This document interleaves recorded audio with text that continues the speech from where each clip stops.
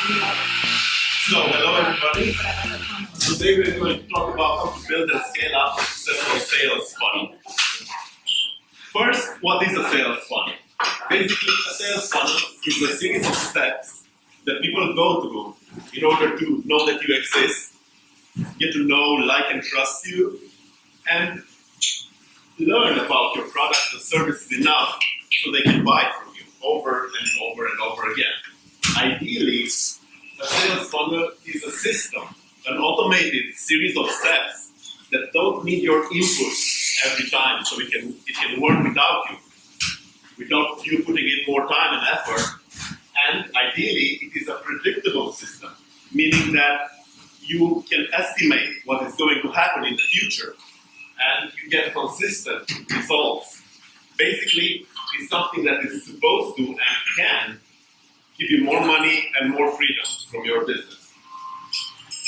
A sales funnel is ideal for anybody who sells products that are a little bit harder to understand or that need a little bit more explanation. For example, it's ideal for ebooks and online courses and coaching and consulting. It also works great if you're a freelancer. For example, if you're a software developer looking for new clients, if you offer SEO services or any other kind of done-for-you services, a sales funnel can help you get more clients at a consistent rate. So you no longer have to chase clients every month, and you no longer have to worry about where your next paycheck is coming from. It is also useful if you're selling physical products that need a little bit more explanation. For example, you're not selling a tomato, but something that needs people to understand how it works. So, I've been using sales funnels for the last 5 to 6 years. I've created more than 10 ebooks and online courses and different funnel variations for each of them.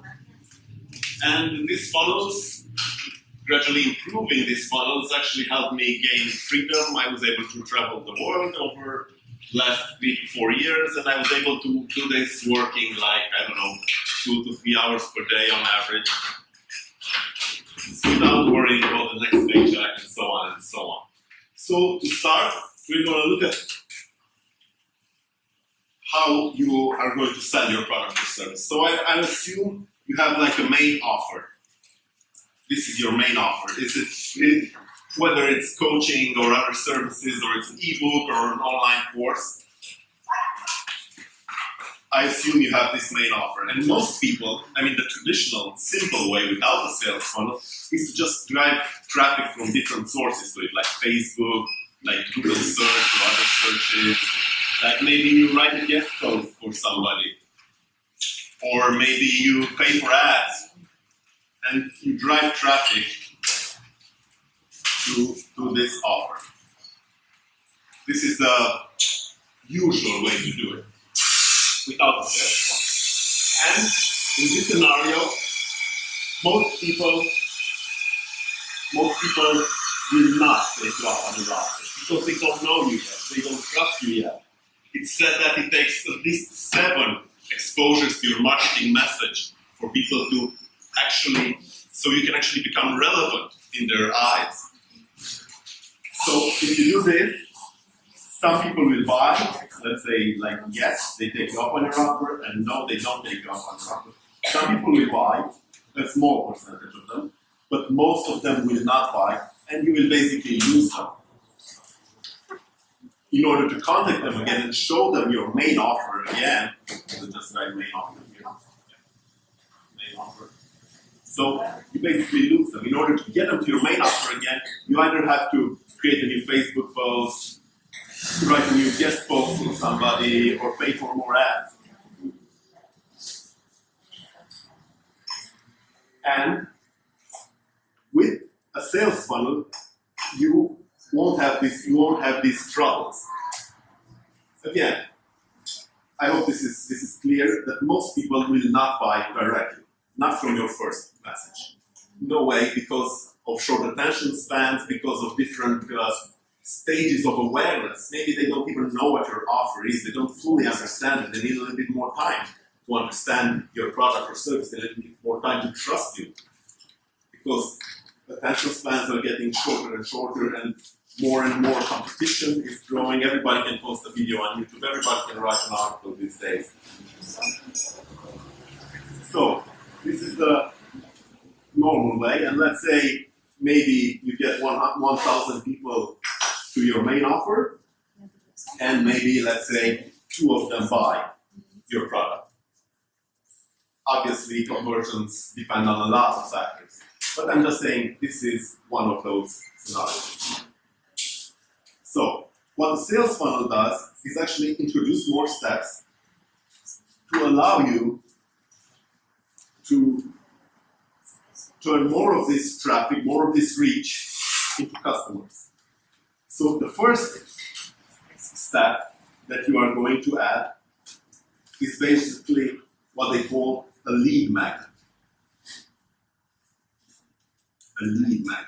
So a lead magnet is basically a valuable thing that you offer for free to your prospective clients in exchange for their email address or telephone number, or nowadays in exchange for their messenger contacts, your ability to contact them via Facebook Messenger and so on and so on. So this is a very valuable piece of information to your target audience that somehow relates to your main offer. For example, if your main offer is a muscle building program, maybe your lead magnet could be the top 7 exercises you can do to build your muscles while you go to the gym, and so on and so on. It's something that they really want, that sparks their curiosity and motivates them enough to give you their email address. Having their email address, so these people end up here, and if they take your lead magnet, yes, you show them your main offer at one point. But having their email address, if they say no to your main offer, you can contact them via your follow-up, automated follow-up sequence. So if they say no first time, having their email address, you have the option to follow up with them, send them more emails, teach them about your product and or service. So they eventually get to know you, get to trust you, get to understand why your product is different from your competition's product, and so on and so on. This is the simplest form of the sales funnel. You take them back to your offer to a different angle, a different perspective on your offer. You don't say that, hey, this is. You don't repeat the same message. You frame it in a different way to make them understand the value. Maybe one time you'll send them an email with testimonials from other clients. Maybe you have them see the mistakes that they were doing with their previous approach. And there are different angles and lenses you can take in your follow-up sequence. But just by doing this, those 1,000 people that before turned into 2 customers might now turn into 300 to 400 leads, for example, and over a few days, weeks, or even months of following up with them, you could end up with more clients. Like, let's say you end up with at least 6 to 8 clients. It obviously depends on your price offer, on how well you position your lead magnet, on your quality, on the quality of the reach, and so on and so on. But for argument's sake, let's say these are the new numbers. This is the basic sales funnel. In order to make it even better, in order to make it even more successful, you can add extra steps. For example, a very common step is adding an upsell. And if the person doesn't take the upsell, you offer them a downsell.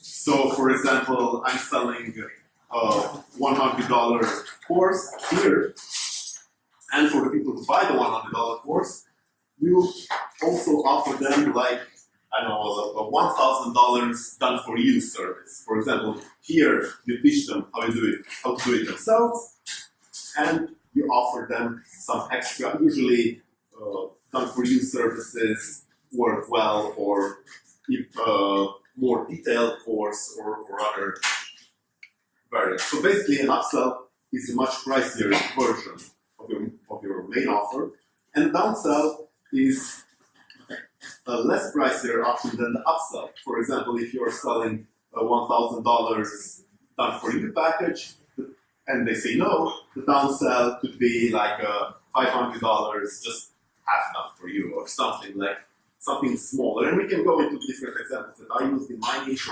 or other people used in their niches. But let's just do the math and see why a sales funnel will bring you much more traffic and allow you to earn more money. Another very popular adjustment is adding a even smaller price offer here called a tripwire. So instead of taking them to your main offer, which, for example, let's say is $100, you take them to a lower price entry offer, because the resistance to getting a client is also dependent on the price. I mean, they have to trust you more. They have to know you better. They have to understand the product better in order to spend $100 than it is to spend like $10 on a smaller piece of information. And this can be anything. Again, if you're a software developer, if you're offering SEO services, you can definitely think of something that you can offer cheaper. And we can go into detail on that if you want to. So now, maybe the math looks something like out of 1,000 people that you reach, you get 300 to 400 leads, and maybe, let's say 20 to 30 people take your tripwire, 6 to 8 take your main offer, and let's say one guy takes your $1,000 upsell. With the first variation, you had 1,000 people each, and you sold about two times 100. So you make, if you were to spend like $1,000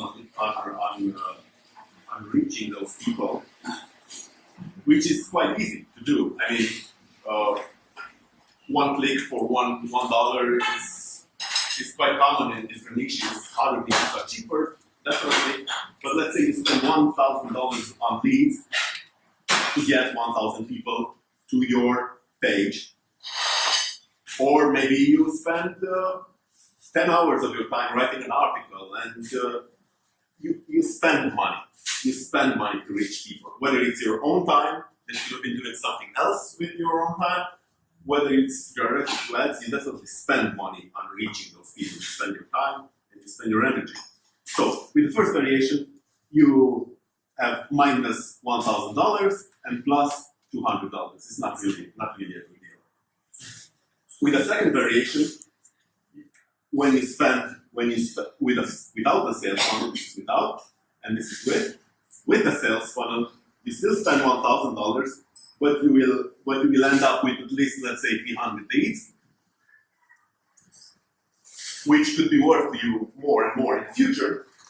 And let's say that after a few weeks, 2 to 3 weeks, you end up having all these clients, like 20 clients times $10, and let's say 6 times 100, and 1 times 1,000,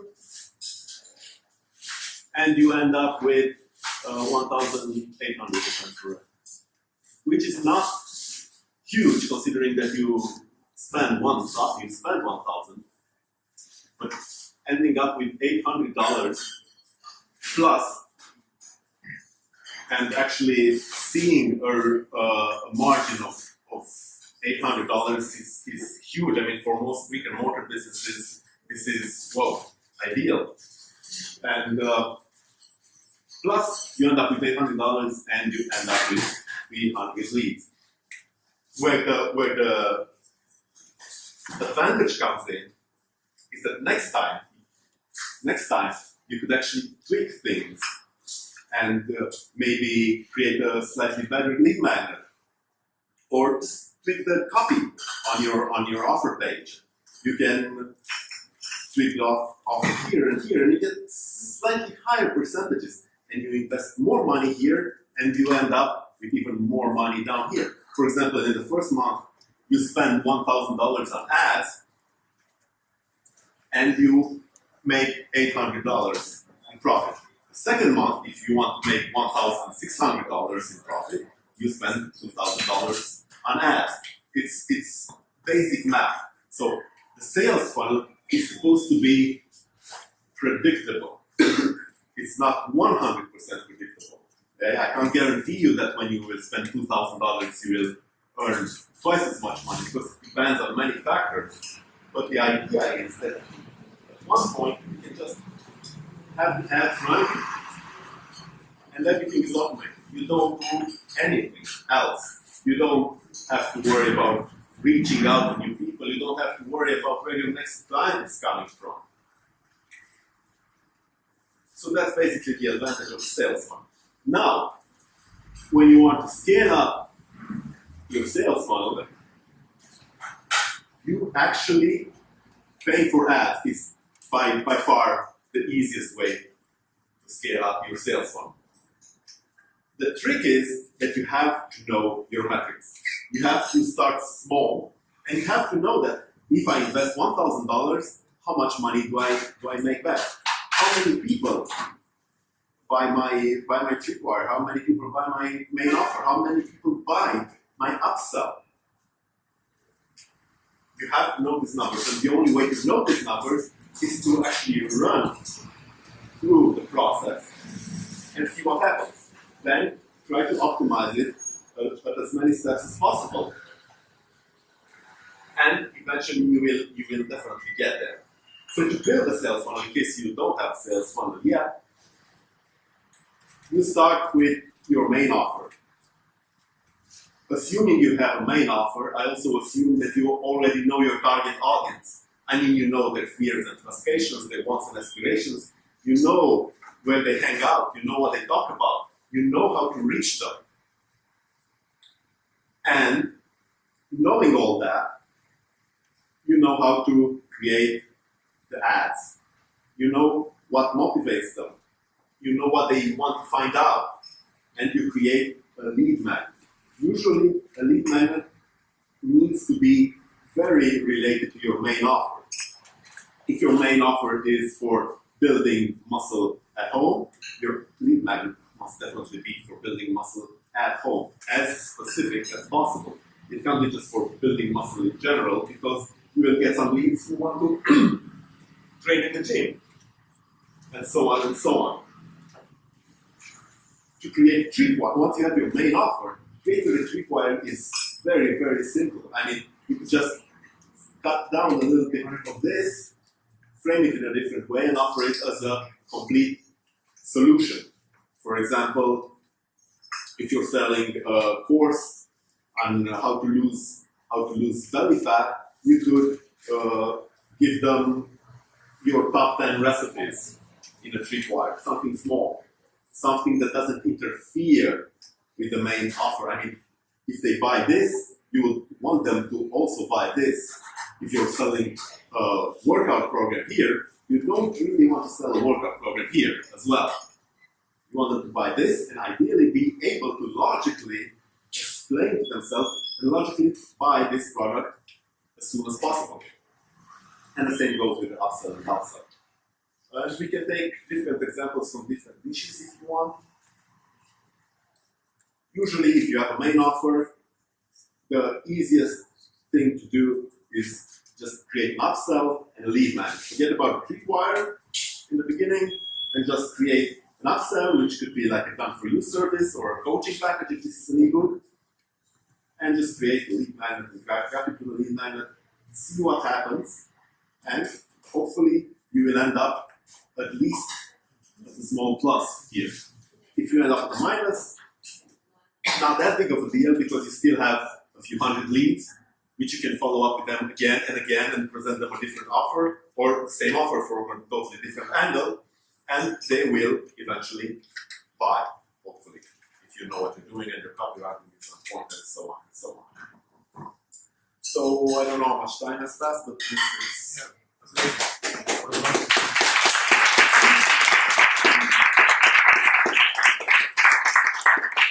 Alright, so we'll open up for some Q&A, so you're gonna just point at whoever. Okay.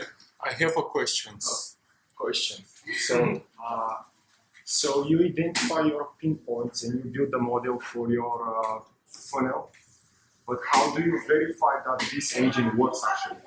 And this works. Yes. How do you verify? Let's say you might have a weak point in your lead magnet, and let's say it's not related to your main offer. So I'm saying, is there any approach to verify that your engine works properly? Well, you start with your... Yeah. Can you repeat the question?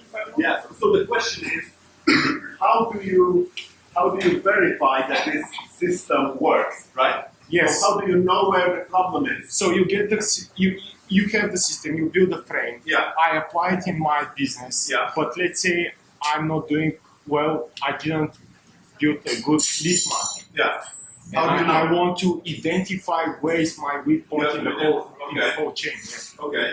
So how do you know where your weak point is? Maybe you didn't build a strong enough lead magnet or something else. Well, you have to measure every step of the way. That's the only way to know. I mean, there are some general statistics, but I don't recommend you. I don't recommend you take them necessarily. I recommend you test it out. And so, for example, you look at all of these conversions when you're buying ads. You look at how much click costs, the cost per click. Then you look at the conversion rates, because in Facebook, for example, you can do all that and actually get the cost per lead, and so on and so on. And you also have your cost per 1,000 impressions. If you have a lot of impressions but low clicks, then maybe it's your ad or maybe it's your targeting. If you have a good cost per click and a bad cost per lead, I mean, let's say this percentage is smaller than 30, I would say that there's a problem with the opt-in page. Either the lead magnet doesn't fit the audience, either the opt-in page is compelling enough, like maybe you could pick a headline, maybe you can add extra bullet points or something.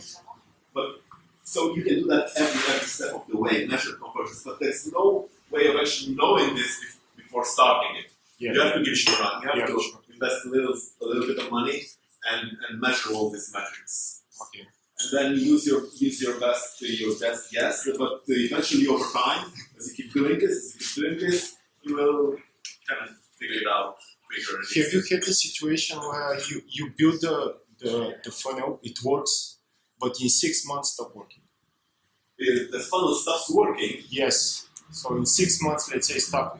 Eventually, you don't have the same income from. Well, I imagine only if it's a seasonal thing, like maybe your offer is like seasonal or something better came along. Not necessarily. I don't think your competition matters that much.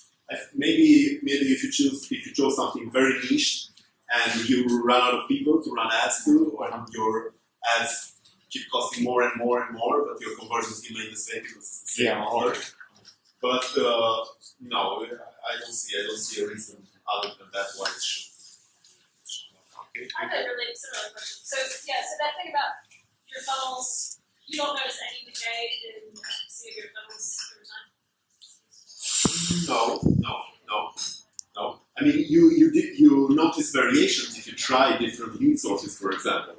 Because you buy leads from Facebook, or you buy leads from AdWords, from ads, or from maybe a partnership with another site.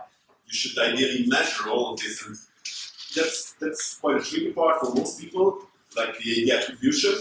Did this client come from my Facebook ads, or did this client come from that guest post that I wrote on another website? But and you will have variations if this month you pay for leads, and next month you pay less for leads, but you also write a guest post and different audience, different awareness levels of that audience and so on and so on. But no, I don't see a decay. Other than that, I guess Is it recommended that you try different lead magnets? it's obviously recommended to try different stuff everywhere.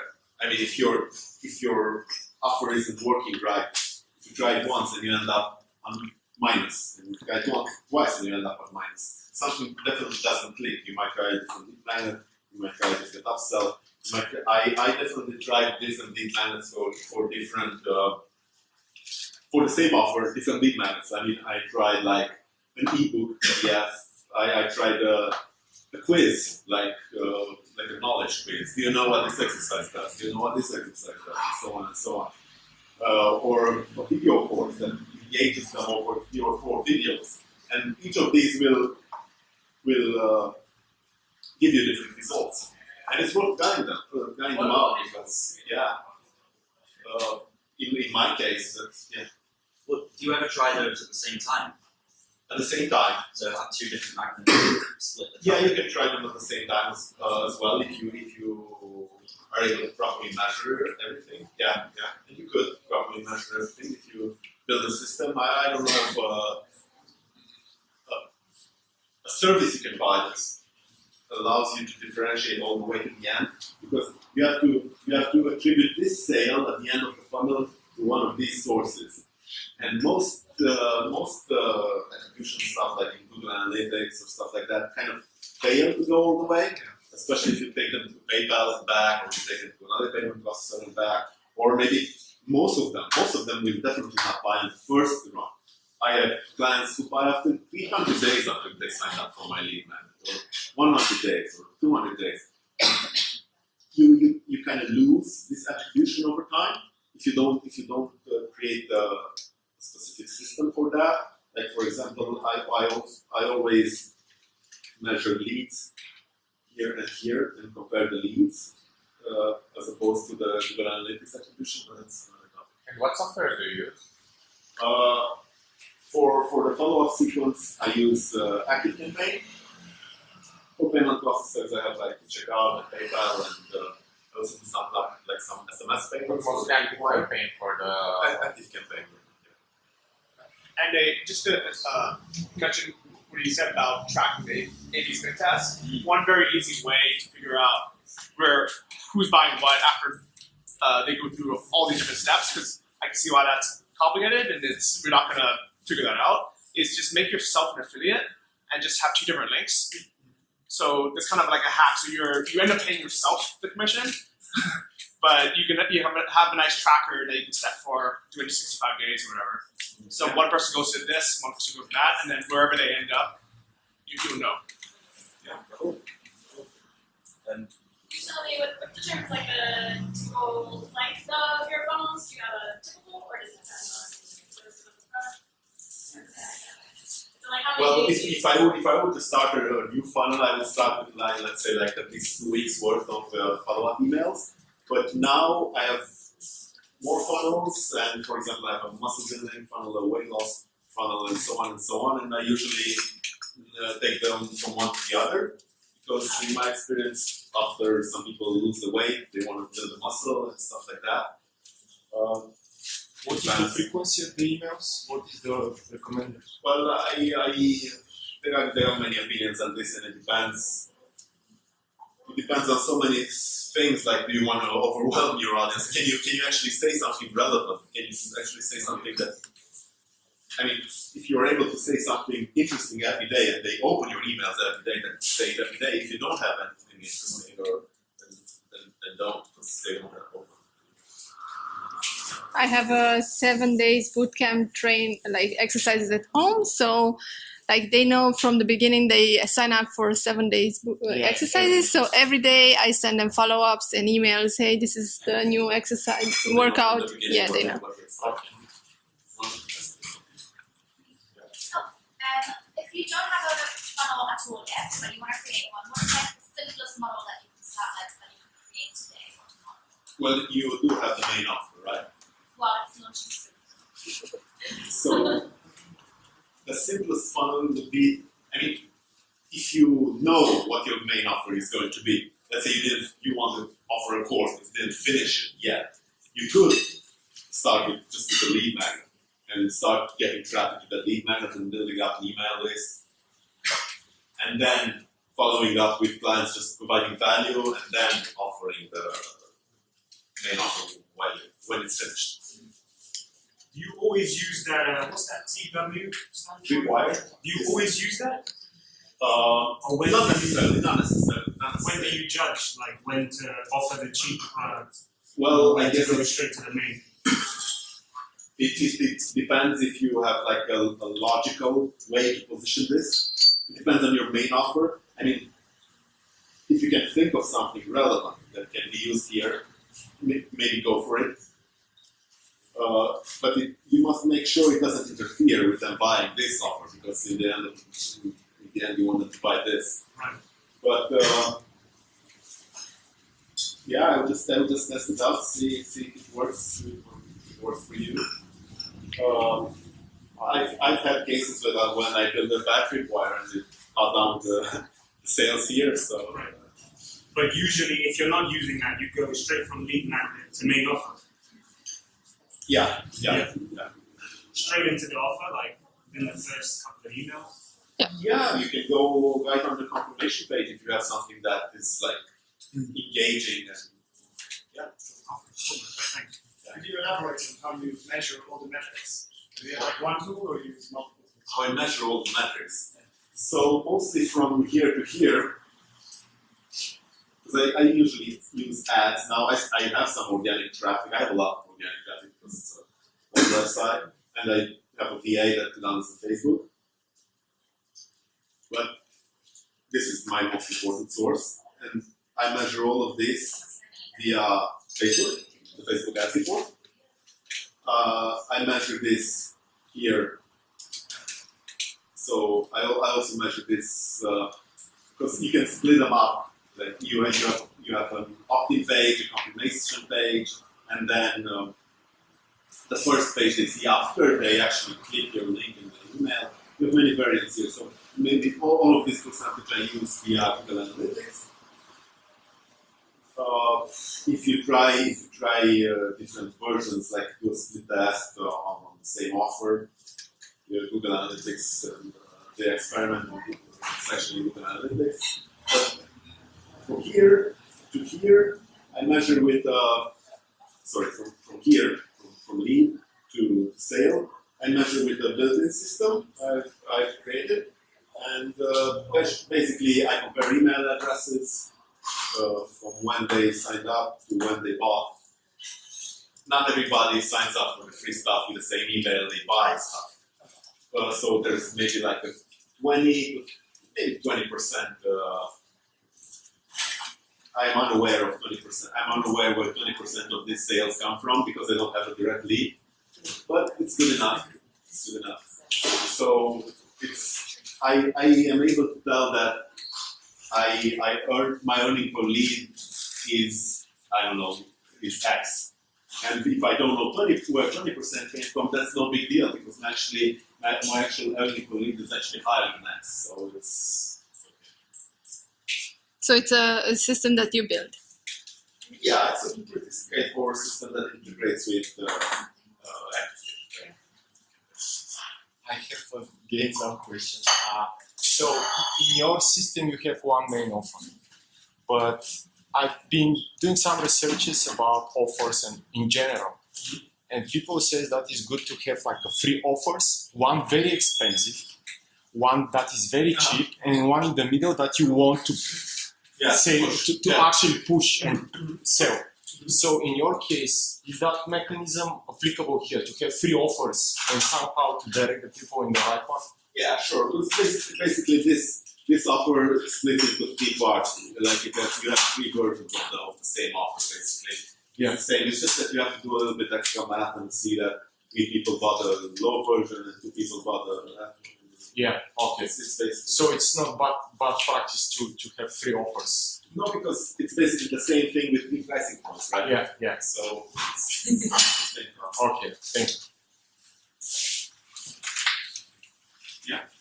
Yeah. how big does a test have to be to know if it's viable? Yeah, like this is viable. Yeah, that's a great question. Well, it has to be pretty big.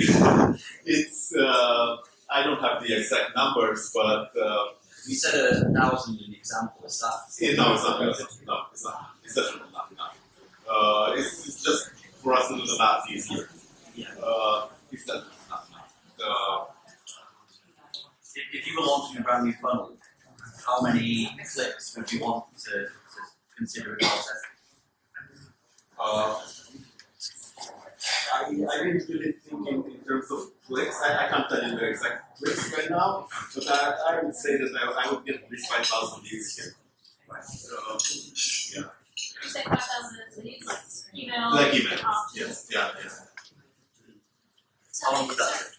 what does that mean if you have 5,000 people on your list, then What I mean is that if you get 1,000 people on your list and 20% of them buy, that's not relevant. You don't know if you can scale that up. You need higher numbers to actually have that measurement. I mean, one myth is that all of these conversions from step to step are like fixed, but they're not. It depends on the quality of leads, depends on how aggressively you buy for leads, how much you show the ad in front of people. I mean, you could get 5,000 if you have the money. You can get them in a couple of days. That's like, So, question for those within very, very small niches. Like, I don't need like 5,000 leads in order to like sell them. So, like, if you can't get to statistical significance, do you think it's a waste of time to measure all conversions since they're not really significant? what I'm giving is that you already know your conversion rates, right? I mean, vaguely, it's more like a guesstimate. Like, I think I can probably convert 10%. Like, that's how I say it, but I don't actually do it really. I mean, I think that the only catch would be if you know your conversions because you nurtured those leads yourself. That would be the only. That would be replicable. Yeah. I mean, I have historical data, but it's. I mean, if at the beginning of your business you actually personally took care of all those leads and you nurtured them and you gave them Facebook posts and you gave them all of this stuff, you gave them all of this attention, maybe in a private Facebook group or whatever, you got higher conversions than you were just start a funnel at cold traffic and no longer involve yourself in it. So, but no, of course not. If you're making money, it doesn't have to be statistically. No, but I mean, but yeah, but I mean, I am kind of like I love the metrics and I'm excited about that, but I like my numbers are much smaller, so it's like I just open a lead magnet, for example, and it's like if I get 500 in the next, if I get like 500 actions in the next couple weeks, that'd be pretty decent, and then I hope that I convert 10%. But like if I measure all, like is it worth measuring at that? Well, it's definitely worth measuring if you. I mean, yeah, it's definitely worth measuring because you can improve. But it's not. But if you're, yeah, but it doesn't matter. The thing is that you're getting, let's say, 500 leads per month. You could either. It will make a difference in the long run if you get 50 or 51 clients or 52 clients, right? It will make a difference. Sure. But without knowing these little conversion rates, you don't know if there's a bottleneck somewhere. Yeah, I guess all I'm saying is like, okay, like let's say that the conversion rate of my landing page is like 10% of the traffic gets to the lead. Like if I improve that from 10% to 11%, with only like 100 people seeing it every day or something, that's not. Like, It's not. Yeah. But if I improve from like 2% to 10%, that's probably meaningful. Yeah, definitely. Small numbers you won't be able to replicate it necessarily, but it's definitely worth it. All right. Maybe one last question. I did have a question. Sorry, you said something about when you want to measure which channel is actually bringing conversion. You have an idea to become an affiliate of yourself. How about just creating different leads, like with the UTM path, for example, Facebook, and creating, so you send people from Facebook to the name that you know is from Facebook, and in this way they always get this link, so we know they actually came from Facebook. Yeah, Will but this be easier? it's not reliable. It's not reliable all the way to the end because so you give them an UTM here, wherever, and you know the UTM for certain here. But when you send them to your follow-up sequence, But I can send the same like link with the UTM or anything else. In everything. Email also. So the link is different. Like email sequence, right? For people from Facebook, but it's different from people from AdWords. They don't know that it doesn't have to be UK so you from Facebook. create different automations for every source. Yeah, because UTM is not going to change your name, right? Yeah, but you will have as many of the same email as you have sources. Yeah. So the way you're describing will definitely had control of every single step, and they never went to the site, a different way. But ultimately, what I was saying is it would be very, very complicated. And if you want to track, if there is a built-in affiliate program with whatever product you're selling, it is way easier to do that. So I think that's all the time we have for today's questions. But I'm sure Alex is happy to hang out a little bit afterwards and answer any. Do you have a blog or any way people will reach you if they want to find you? Well, my main business is in Romania, so I've learned all of this through my fitness website in Romania, but I do have an English website I'm working on right now. It's called Info Product 10x, so like info. Because I want to teach people to sell informational products like ebooks and online courses. So Info Product 10x. And that's .com. Okay, very cool. So Alex, thank you so much for coming. Really appreciate it.